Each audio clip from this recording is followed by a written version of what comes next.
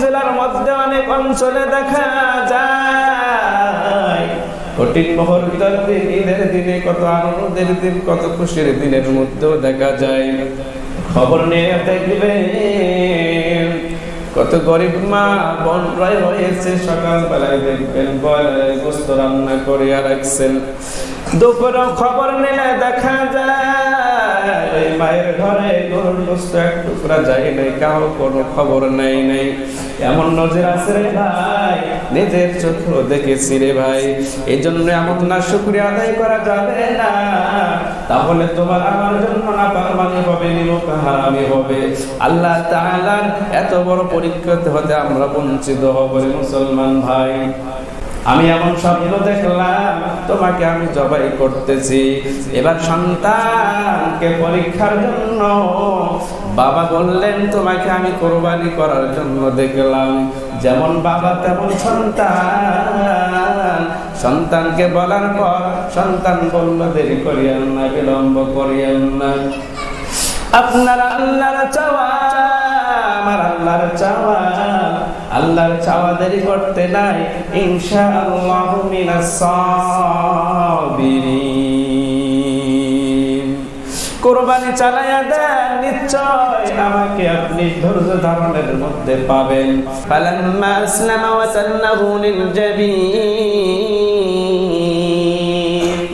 এবার উভয় সম্মতিক্রমে সবাই দিল, এবার জবাই করা হবে। উপরে একজন আল্লাহ আছেন মালিক, আর কত ধৈর্য ধারণ করা যায়। আল্লাহর রাসূল নবী এমন কষ্ট করেছেন, আল্লাহর সহ্য হয় না, জিবরাইলকে ডাক দিয়ে কয় জিবরাইল যাও, জলদি করিয়া যাও, আমার নবীকে আর কষ্ট দেওয়া যাবে না, আমার নবী সাকসেস হয়েছে, পরীক্ষায় পাস করেছে, জলদি করিয়া যাও। তারপর মনে হয় ছুরি চালাচ্ছে, গলার মধ্যে অনেক কষ্ট হচ্ছে, কঠিন মুহূর্ত চলছে, তারপর তুমি একটু আসমান থেকে আগে একটু আওয়াজ দাও, আওয়াজ দিয়ে ধ্বনি তুলিয়া দিল, আল্লাহু আকবার, আল্লাহু আকবার, আল্লাহু আকবার। ইঙ্গিত দেয় থামো, আর ছুরি চালাও না, ছুরি চালাও না, সহ্য হয় না, গলার মধ্যে কষ্ট হয়, ছেড়ে দাও, থামো, একটু ধৈর্য ধারণ করো, আমি আসতেছি। ছুরির নিচ থেকে ইসমাইল বলেন লা ইলাহা ইল্লাল্লাহু, ছুরি নিয়ে নেওয়ালা তার পিতা ইব্রাহিম বললেন আল্লাহু আকবার, আল্লাহু আকবার, ওয়ালিল্লাহিল হামদ। কিয়ামত পর্যন্ত এই বাক্য কোনদিন দলিত হবে না। এমন কঠিন মুহূর্তে, এমন কঠিন সময়, এমন কঠিন পরীক্ষায়, এমন কঠিন নবী রাসূল সাল্লাল্লাহু আলাইহি সাল্লামের, এমন কঠিন নবী, এমন মহব্বতের নবী, এমন আন্তরিকতার নবী, এমন ভালোবাসার নবী, যাকে এত কষ্ট দিলেন পরীক্ষার জন্য, এমন এই পরীক্ষার জন্য যে ইতিহাস সংগ্রহ হইল রে মুমিন, এই ইতিহাস কোনদিন ডোবার নয়। যতদিন দুনিয়া আছেন, যতদিন পৃথিবী আছেন, ততদিন ইতিহাস চলবে। যতদিন মুমিন মুসলমান বসবাস করবেন, পৃথিবী থাকবে, বাতাস বহমান থাকবে, আসমান টিকিয়ে থাকবে, ততদিন আওয়াজ এই ঈদুল আজহার মধ্যে আওয়াজ চলতে থাকবে। এমন কিছু কবুলিয়াতের বিষয়, এমন কিছু ইতিহাস তৈরি হয়েছে, এমন কিন্তু মর্মান্তিক ইতিহাসগুলো তৈরি হয়ে গিয়েছে, যা কিয়ামত পর্যন্ত চলতে থাকবে। সুবহানাল্লাহ বলি। আম্মা বা'দু ফাকাদ ক্বালা আল্লাহু তাআলা ফি কালামিহিল মাজিদ ওয়া ফুরকানিহিল হামিদ।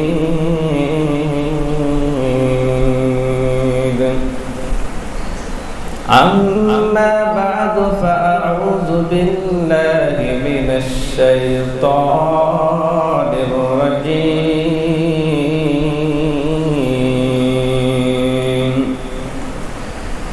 بسم الله الرحمن الرحيم.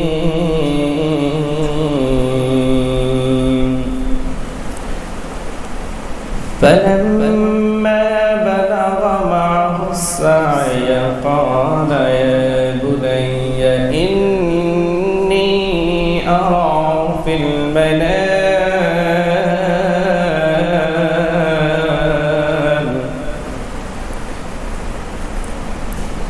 إني أرى في المنام أني أذبحك فانظر ماذا ترى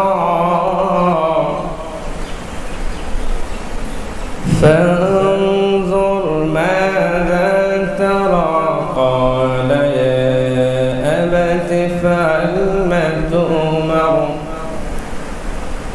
ستجدني إن شاء الله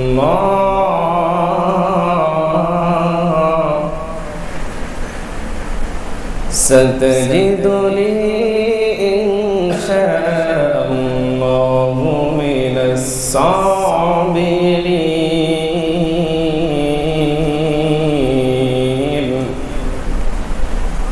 صدق الله العظيم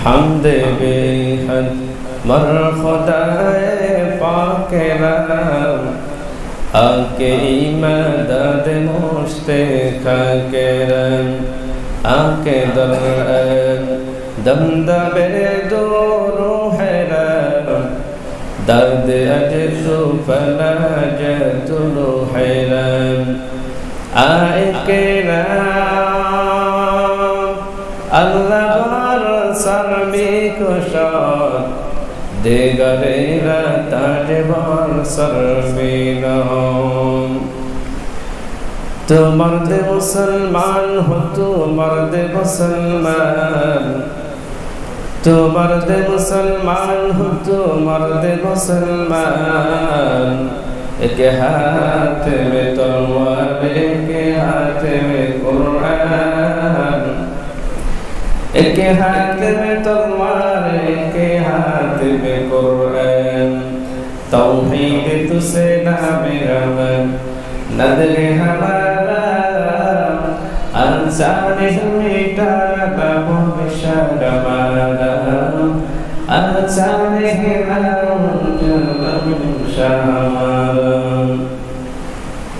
तेरे सब है गलत संग है गलत सब है गलत है तेरे सब है गलत संग है गलत सब है गलत है अल्लाह के रहमत के सिवा कुछ भी नहीं है अल्लाह के रहमत के सिवा कुछ भी नहीं है सम्मानित मुआज्जज़ हाज़िरीन पवित्र जिलहज माঝে पवित्र जुमाबारे जे महान रब्बुल आलामीन আমাদেরকে দুনিয়ার সমস্ত কাজ থেকে পৃথক করে মহান রব্বুল আলামিনের ঘরে আসার বসার সুযোগ দান করেছেন এই জন্য সকলে এই দিন থেকে কালিমাত শুকর আদায় করে বলছি আলহামদুলিল্লাহ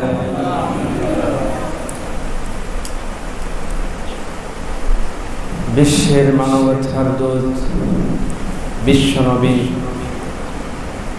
যার আগমনে আমরা ধন্য হয়েছি সেই মহান নবীর জন্য সকলে একটু সংক্ষিপ্ত আকারে দরুদ পাঠ করে বলছি সাল্লাল্লাহু আলাইহি ওয়াসাল্লাম আপনারা সকলে ভালো আছেন আলহামদুলিল্লাহ আলোচনা মোটামুটি শেষ মুহূর্তে এসে গিয়েছে আপনারা আলোচনা শুনেছেন ঈদুল আজহা উপলক্ষে কুরবানি উপলক্ষে আপনারা আলোচনা অনেক শুনেছেন শেষ জুমায় শেষ মুহূর্তে সংক্ষিপ্ত কিছু আলোচনা করার চেষ্টা করব যদি মহান রব্বুল আলামিন তৌফিক দান করেন সম্মানিত মুআজ্জাজ হাজিরিন কুরবানি এটি নবী ইব্রাহিম তাহার একটি সুন্নাত পরবর্তীতে সকলের জন্য পরবর্তী নবীদের জন্য পর্যন্ত এই কোরবানি সুন্নত হিসাবে ধারাবাহিকতা এসেছে এবং সামর্থ্যবান ব্যক্তিদের জন্য কোরবানি করা ওয়াজিব করে দিয়েছেন। কিন্তু আমাদের কাছে একটি সাধারণ পরীক্ষা, সে পরীক্ষা হচ্ছে একটি পশু দিয়ে, যে পরীক্ষা নবীর মাধ্যমে নিয়েছিলেন। অনেক কঠিন মর্মান্তিক ঘটনা আপনারা শুনেছেন, যে নবীর সন্তান ছিল না, দীর্ঘ 86 বছর পরে সাধনায় দোয়া মোনাজাতে অনেক কান্নাকাটির মুহূর্তে একটি সন্তান পেয়েছিলেন, তাকে দিয়ে যে পরীক্ষিত করেছেন। আর আপনি আমাকে সাধারণভাবে যে পরীক্ষা আমাদেরকে নিয়েছেন, নিয়োগ করেছেন, সেই পরীক্ষাও যদি আমরা পাশ করতে না পারি, এটা আসলে আমাদের জন্য দুর্ভাগ্যজনক।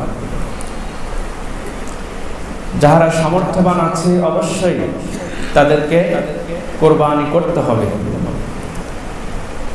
কোরবানির ইতিহাস যে এটা এসেছে কোথা থেকে, আদম আলাইহিস সালামের সেই সিলসিলা ধারা থেকে, হাবিল ও কাবিলের মাধ্যমে কোরবানির মূলত ইতিহাস তৈরি হয়। সম্মানিত মুআজ্জাজ হাজিরিন, এজন্য কোরবানিকে আমাদের গুরুত্ব দিতে হবে। আল্লাহ তাআলা নবীর মাধ্যমে, নবীর সন্তানের মাধ্যমে যে শিক্ষা দিকে আমাকে দিয়েছেন, আপনাকে দিয়েছেন, এটাকে মনে প্রাণে এটাকে লালন করতে হবে। আল্লাহ তাআলা আপনি আমার জন্য গোশত আপনার চাননি, আপনি আমার জন্য রক্তকে চাওয়া ওনার মাকসাদ ছিল না। ওনার মাকসাদ, উদ্দেশ্য, লক্ষ্য এটাই ছিল পরীক্ষার জন্য, তাকওয়ার জন্য, নবীকে পর্যন্ত পরীক্ষার জন্য। আল্লাহ তাআলা এটা দুনিয়াতেও একটি নিজাম আছে, যে মানুষটিকে বেশি মহব্বত করে, ভালোবাসেন, তার কাছ থেকে সে পরীক্ষা নেওয়ার বেশি সুযোগ চেষ্টা করেন। নবী ইব্রাহিমকে শ্রেষ্ঠ রাসূলের মধ্যে 4 জনের মধ্যে তিনি একজন ছিলেন, সে ইতিহাসের কাতারে। তাহলে সে একজন সুনামধন্য নবীর থেকে আমরা যে আজকে কোরবানিকে আমরা পেয়েছি, এটা যদি আমাদের অঞ্চলে স্বাভাবিকভাবে গরিবে হালতে আমরা ছেড়ে দেই, এটা আমাদের জন্য শুকরিয়া জ্ঞাপন আদায় হবে, শুকরিয়া আদায় হবে। সম্মানিত মুআজ্জাজ হাজিরিন, তাহলে আল্লাহ তাআলা গোশত মাংস চাননি, চেয়েছেন কি তাকওয়া। লান ইয়ানাল্লাহু লুহুমুহা ওয়ালা দিমাউহা ওয়ালাকিন ইয়ানালুহুত তাকওয়া মিনকুম কাযালিকা সাখখারাহা লাকুম লিতুকাব্বিরুল্লাহ। আল্লাহ তাআলা তোমার আমার কাছে তেমন কোন বরত্ব চান না, তেমন কোন রক্ত জারি খুন জারিত চান না, কারণ আল্লাহ তাআলা তোমার আমার জন্য পরস্পরিক মহব্বতের জন্য সেই দিনটাকে যদি আমরা ফলো করি, একে অপরকে যদি আমরা সহযোগিতা করি, বছরে 5টি দিন রোজা রাখা আপনি আমার জন্য হারাম করে দিয়েছেন। কেন 5টি দিন হারাম করলেন? এই 5টি দিন আপনি যদি বুজুর্গতাকে তাকওয়া অর্জনের জন্য যদি রোজা রাখার চেষ্টা করেন, তারপরেও আমার আল্লাহ এই দিনে রোজা রাখলে খুশি হবেন না, বেজার হবেন। কারণ এই 5 দিনের জন্য তোমার আমার জন্য আল্লাহ তাবারক ওয়া তাআলার পক্ষ হতে মেহমানদারি, আল্লাহ তাআলা তোমার আমার মেহমানদারির জন্য এই 5 দিনের সুযোগ করে দিয়েছেন। তাহলে এই 5 দিনের মেহমানদারির জন্য তোমার আমার পাশে যদি কেউ কোরবানি করার সামর্থ্য থাকে, আর এই সামর্থ্যবান ব্যক্তি যদি কোরবানি না করে, আমার শুকরিয়া আদায় করে, যদি শুকরগুজার আদায় না করে, এমন ব্যক্তির কারণে পরস্পরিক আরো 2 জন শ্রেণী, গরিব শ্রেণীর লোক কষ্ট পাবে। তারা হয়তো বা ঈদের দিন তেমন গোশত মাংস ক্রয় করার সামর্থ্য থাকবে না। এমন ব্যক্তি পাশের লোকের জন্য তাকাইয়া থাকবে। ব্যক্তি আছেন, ধনী ব্যক্তি আছেন, হয়তোবা তারা কুরবানি করার সামর্থ্য রাখেন, হয়তোবা ভাষার ভাইরা আমাদেরকে একটু গোশত মাংস পাঠাবে, আমরা তা দিয়ে কুরবানি আদায় করব, আমরা তা দিয়ে একটু আনন্দ উল্লাস করব, একটু আনন্দতে শরীক হব। কিন্তু তুমি আমি শুকরগুজার করার পর, শুকরিয়াতান আল্লাহ তাআলার নিয়ামত পাওয়ার পরে যদি তুমি শুকরিয়া আদায় না করো, তাহলে ওই ছেলের ভাই তারাও সেদিনের জন্য মাহরুম হবে।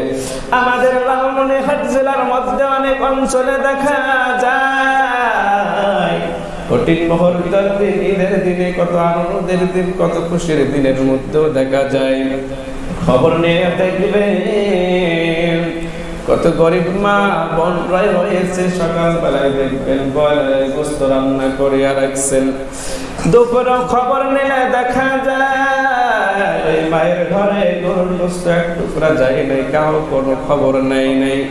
এমন নজির আছে রে ভাই, নিজের চোখে দেখেছি রে ভাই। এই জন্য এমন না শুকরিয়া আদায় করা যাবে না, তাহলে তোমার আমার জন্য নাফরমানি হবে, নিরুপহারামি হবে, আল্লাহ তাআলার এত বড় পরীক্ষা হতে আমরা বঞ্চিত হব রে মুসলমান ভাই। এই জন্য আল্লাহ তাআলা যাদেরকে সামর্থ্য দিয়েছেন সে সামর্থ্য অনুযায়ী আদায় করতে হবে। তোমার আমার জন্য সাধারণ পরীক্ষা নেই, এই পরীক্ষায় যদি আমরা পাস করতে না পারি, তাহলে ইব্রাহিম আলাইহিস সালাম তার কাছে স্বপ্নের যুগে যে পরীক্ষায় পরীক্ষিত করলেন, ফালাম্মা বালাগা মাআহু সায়া ক্বালা ইয়া বুনাইয়া ইন্নী আরা ফিল মানাম أني أذبحك فانظر ماذا ترى قال يا أبت افعل ما تؤمر।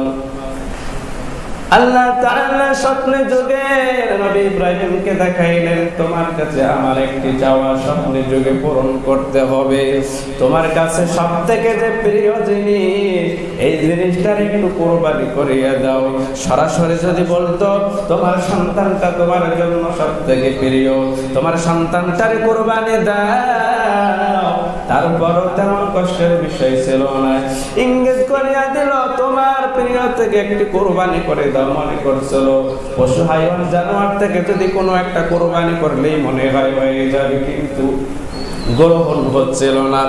এবার নবী ইব্রাহিম চিন্তা করিয়া দেখল আমার কলেজার টুকরা আদরের সন্তান, এই সন্তানটাই আমার কাছে পৃথিবীর মধ্যে সব থেকে মনে হয় প্রিয়, দুনিয়া বিলায় এটাই আমার প্রিয় মনে হচ্ছে, এটাকে মনে হয় আল্লাহ চান।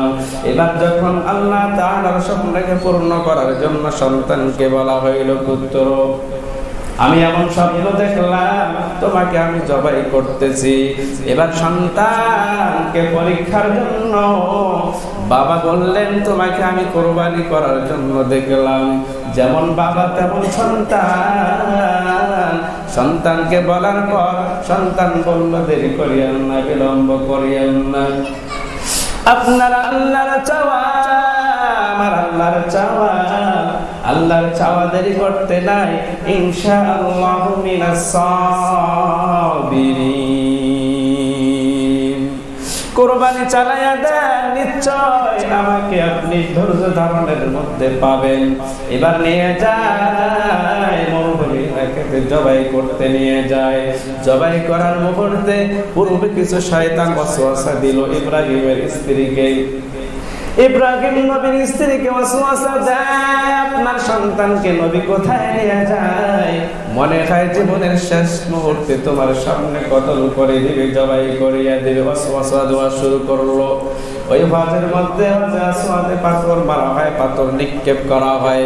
এই ইতিহাস কিন্তু সেখান থেকে আসলো। মা হাজারা ওই শয়তানের ওয়াসওয়াসাকে না শুনিয়ে পাথর মারা শুরু করে দিল। এই জন্য পৃথিবীর শুরু লগ্ন থেকে আজ পর্যন্ত শেষ মুহূর্ত পর্যন্ত পৃথিবী যতদিন টিকিয়া থাকবে ততদিন পর্যন্ত ওই কাবা শরীফে গিয়ে হজ করার সময় যদি পাথর নিক্ষেপ না করে হাজী সাহেবদের হজ আদায় হবে না। কেমন গুরুত্ব দিলেন বিষয়গুলো। সম্মানিত মুআজ্জাজ হাজিরিন, এখান থেকে পূর্তি রাজনীতি অনেক শিক্ষা নেওয়ার গুরুত্বপূর্ণ বিষয়। ওই ইব্রাহিম আরো কত কঠিন মুহূর্ত জায়গাগুলোতে পরীক্ষা দিলেন। এবার ইব্রাহিমকে আবার কঠিন মুহূর্তে পরীক্ষার জন্য কেমন করিয়া বলা হইল, নবী ইব্রাহিমরে বলে যাও, আদেশ হয়েছে তাড়াতাড়ি সন্তানকে নিয়ে স্ত্রীকে নিয়ে চলে যাও। সন্তান স্ত্রীকে নিয়ে যায়, আল্লাহ তাআলার হুকুম। মরুভূমির মাঝখানে যেখানে কেউ নাই, গাছপালাও নাই, পশু পাখিও নাই, কিচ্ছু নাই, মানুষের ঘর বসত বলতে কিছু নাই, পানি বলতে পানির কোনো নিদর্শন কিচ্ছুই নাই। এবার ধমকায় দেবে ইব্রাহিম, দাঁড়াইয়া যাও, এই মরুভূমিতে দাঁড়াইয়া যাও, আর এক পা সামনে অগ্রসর হইল না। দাঁড়াইয়া গেল। এবার মা হাজারাকে ইসমাইল শিশুকে সেখানে রেখে যাওয়ার হুকুম হয়ে গেল। সেখানে হুকুম যখন হয়ে যায়, সঙ্গে সঙ্গে তাদেরকে রাখিয়া সেখান থেকে পথ অতিক্রম শুরু করবে। মা হাজারা ডাক দিয়া কইল, নবী ইব্রাহিম, আপনি এটা কি করছেন? আমার সন্তানকে সহ আমাকে একা রেখে যাচ্ছেন এমন কঠিন জায়গা, যে জায়গায় কোনো পানি নাই, কোনো বসত বাড়ি নাই, আমাদেরকে সহযোগিতা করার মতো সেখানে কেউ নাই, আমাদেরকে সাহায্যের জন্য এগিয়ে আসবে। নবী আপনি যান, যান, আমাদের কোনো দুঃখ নেই বলে একটু যান। আপনি কি আপনার নিজের স্বেচ্ছায়, নিজের ইচ্ছায় এখতিয়ারকে অর্জন করেছেন, নাকি নবী আপনার আল্লাহর হুকুম হয়েছে বিদায় আমাদেরকে রেখে যান? এবার মা হাজারাকে ডাক দিয়া কয়, মা হাজারাকে যখন বললো, আমি আমার নিজের ইচ্ছায় কোনোদিন যাই না সন্তানকে, ৮৬ বছর যাবতে কোনো সন্তান আমার ছিল না,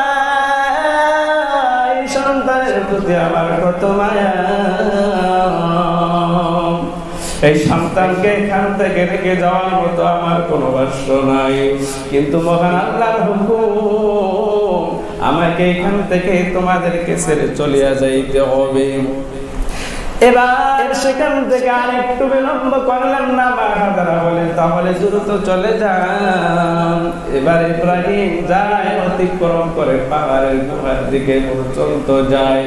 যাইয়া সেখান থেকে দেখে সেখানে পিছনে কোনো ঘর বাড়ি নাই।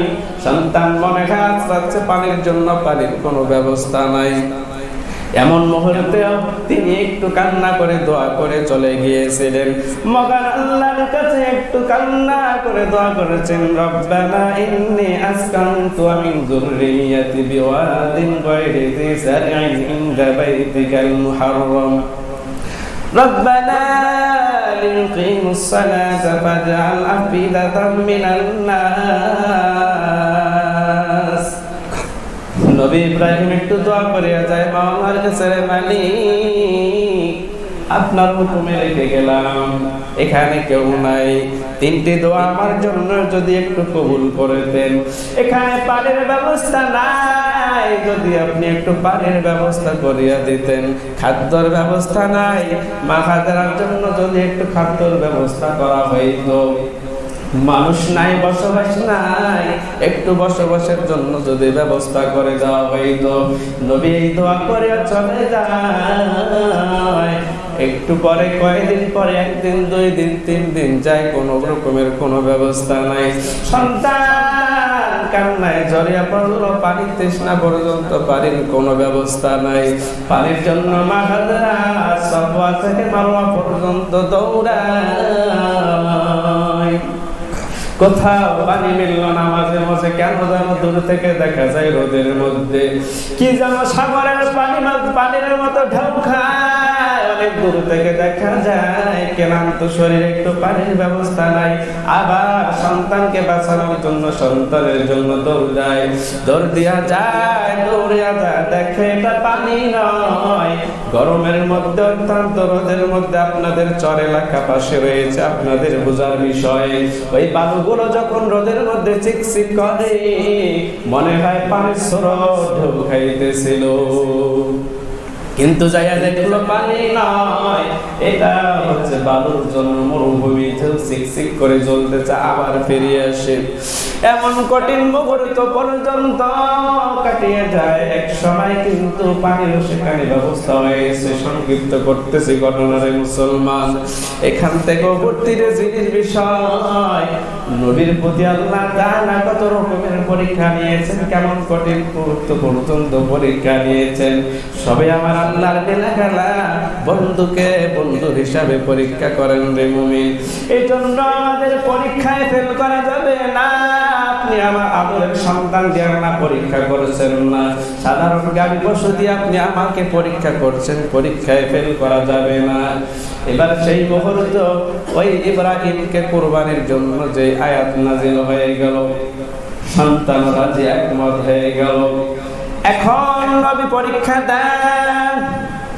এমনি এমনি ইব্রাহিম খলিলুল্লাহ, ওদের কাতারে ইব্রাহিম খলিলুল্লাহ প্রিয় উপাধি পেয়েছেন, ইব্রাহিম খলিলুল্লাহ। এমনি এমনি হয় নাই, আগুনের কঠিন মুহূর্তে ইতিহাস আপনারা হয়তো শুনেছেন, আগুনের মধ্যে নিক্ষেপ করা হয়েছে, এর থেকে কঠিন মুহূর্তে পরীক্ষাও নেওয়া হয়েছে। একজন নবী হবেন, এমন নবী হওয়া মানুষকে উলঙ্গ করেছেন, বেহায়াপনা অবস্থায় রেখেছেন, কত কষ্ট পেয়েছেন, কত পরীক্ষা নিয়েছেন। ৮৬ বছরে বাচ্চা দেন, সে বাচ্চাটাকে নিয়ে আল্লাহ পরীক্ষা দিলেন, মরুভূমিতে নিয়ে গিয়ে সেখানে আল্লাহ পরীক্ষা নেন। এবার শেষ মুহূর্তের পালা, এমন কঠিন পরীক্ষা নবীদের জন্য। এবার শেষ মুহূর্তে এবার কুরবানির জন্য নিয়ে যাওয়া হলো, জবাই করা হবে। ঠিকই শাহিদ করলেন, ফালাম্মা আসলামা ওয়া সাল্লাহু লিল জাবিন। এবার ভাইয়ের সম্মতি ক্রমে সহায় দিল, এবার জবাই করা হবে। উপরে একজন আল্লাহ আছেন মালিক, আর কত ধৈর্য ধারণ করা যায়। আল্লাহর রাসূল নবী এমন কষ্ট করেছেন, আল্লাহর সহ্য হয় না। জিবরাইলকে ডাক দিয়ে, জিবরাইল যাও, জলদি করিয়া যাও, আমার নবীকে আর কষ্ট দেওয়া যাবে না। আমার নবী সাকসেস হয়েছে, পরীক্ষায় পাশ করেছে, জলদি করিয়া যাও। তারপর মনে হয় ছুরি চালাচ্ছে, গলার মধ্যে অনেক কষ্ট হচ্ছে, কঠিন মুহূর্ত চলছে। তারপর তুমি একটু আসমান থেকে আগে একটু আওয়াজ দাও। আওয়াজ দিয়ে ধ্বনি তুলিয়া দিল, আল্লাহু আকবার, আল্লাহু আকবার, আল্লাহু আকবার। ইঙ্গিত দেয় থামো, আর ছুরি চালাও না, ছুরি চালাও না, সহ্য হয় না, গলার মধ্যে কষ্ট হয়, ছেড়ে দাও, থামো, একটু ধৈর্য ধারণ করো, আমি আসতেছি। ছুরির নিচ থেকে ইসমাইল বলেন, লা ইলাহা ইল্লাল্লাহু। ছুরি নিয়ে নেওয়ালা তার পিতা ইব্রাহিম বললেন, আল্লাহু আকবার, আল্লাহু আকবার, ওয়ালিল্লাহিল হামদ। কিয়ামত পর্যন্ত এই বাক্য কোনদিন দলিশাত হবে না। এমন কঠিন মুহূর্তে, এমন কঠিন সময়, এমন কঠিন পরীক্ষায়, এমন কঠিন নবী রাসূল সাল্লাল্লাহু আলাইহি সাল্লামের, এমন কঠিন নবী, এমন মহব্বতের নবী, এমন আন্তরিকতার নবী, এমন ভালোবাসার নবী, যাকে এত কষ্ট দিলেন পরীক্ষার জন্য। এমন এই পরীক্ষার জন্য যে ইতিহাস সংগ্রহ হইল রে মুমিন, এই ইতিহাস কোনদিন ডোবার নয়। যতদিন দুনিয়া আছেন, যতদিন পৃথিবী আছেন, ততদিন ইতিহাস চলবে। যতদিন মুমিন মুসলমান বসবাস করবেন, পৃথিবী থাকবে, বাতাস বহমান থাকবে, আসমান টিকিয়ে থাকবে, ততদিন আওয়াজ এই ঈদুল আজহার মধ্যে আওয়াজ চলতে থাকবে। এমন কিছু কবুলিয়াতের বিষয়, এমন কিছু ইতিহাস তৈরি হয়েছে, এমন কিন্তু মর্মান্তিক ইতিহাসগুলো তৈরি হয়ে গিয়েছে, যা কিয়ামত পর্যন্ত চলতে থাকবে। সুবহানাল্লাহ বলি। সম্মানিত মুআজ্জাজ হাজিরিন, এই জন্য রে মুমিন, দুনিয়াটা থাকার জায়গা নয়। কি মনে করছো? টাকা পয়সা যতই গঞ্জ মনে হয়, তোমার সবকিছু হয়ে গেল, পূর্বে কিছুই ছিল না, একটু লক্ষ্য করে না। আর আপনি আমাকে আল্লাহ তাআলা একটু পরীক্ষা করবেন, সেই পরীক্ষায় আমরা ফেল করব, এটা হতে পারে না। এই জন্য আমাদের সকলকে পরীক্ষা দিতে হবে, পারবো তো ইনশাআল্লাহ। পারস্পরিক কোন দুঃখী ভাই যেন ঈদের দিন না খেয়ে থাকে, এমন না হয়। কোনো ভাই আছেন পারস্পরিক কথা বলেন না, সেদিনের জন্য কথা বলবেন, একটু হাদিয়া পাঠাবেন, নবীর সুন্নাত আদায় হবে, হক আদায় হবে, পারস্পরিক মিল মুহাব্বত ভাবে। ভাই দুনিয়া থাকার জায়গা নয়, এই দুনিয়াতে আমরা কেউ ছিলাম না, থাকবো না। এই জন্যই টাকার বাহাদুরি করে, টাকার কৃপণতা করে এরকম আল্লাহ তাআলার এমন একটি হক বান্দার উপর, এটা আমরা হক নষ্ট করব, কখনোই নষ্ট করব না। সম্মানিত মুআজ্জিজ হাজিরিন, নতুন মুখে আপনাদের সম্মুখে আলোচনা একটু বিলম্ব হয়েছে, এই জন্য দুঃখিত। আর আপনার সঙ্গে পরিচয়ের বিষয় হয়তো অনেকে দেখেছেন, আমি হাতিবান্ধা হাটখোলা ইদানিং ওই রমজানে আমি তারাবি পড়েছি, হয়তো অনেকের সাক্ষাৎ হয়েছে। এর আগেও আমি 2 বছর হাটখোলায় তারাবি পড়েছি। আমি দীর্ঘ 3 বছর ধরে হাতিবান্ধা আছি। এর আগে এক মাদ্রাসায় ছিলাম ডাকালিবান্ধার এখানে। এখন আমার নিজস্ব প্রতিষ্ঠান গ্যাস পাম্প, উপজেলা চেয়ারম্যানের যে গ্যাস পাম্পটা আছে, গ্যাস পাম্পটার পিছনে এখানে আমার প্রতিষ্ঠান, সেখানে শাখা আছে নুরানি হিফজ কিতাব শাখা, সেখানে আমি আছি। ইনশাআল্লাহ পরবর্তীতে যদি সুযোগ হয় দেখা হবে। এবার এই সংক্ষিপ্ত আলোচনা যা করেছি, আপনিও আমাকে সকলকে আমল করার, আমলের নিয়তে শোনার এবং সময়টির জন্য আমাদের কাজে লাগাতে পারি, সকলকে আল্লাহ তৌফিক দান করুক, সকলে বলি আমিন। এবারে সংক্ষিপ্ত আলোচনা এখানে শেষ করছি। ওয়া আখিরু দাওয়ানা আলহামদুলিল্লাহি রাব্বিল আলামিন।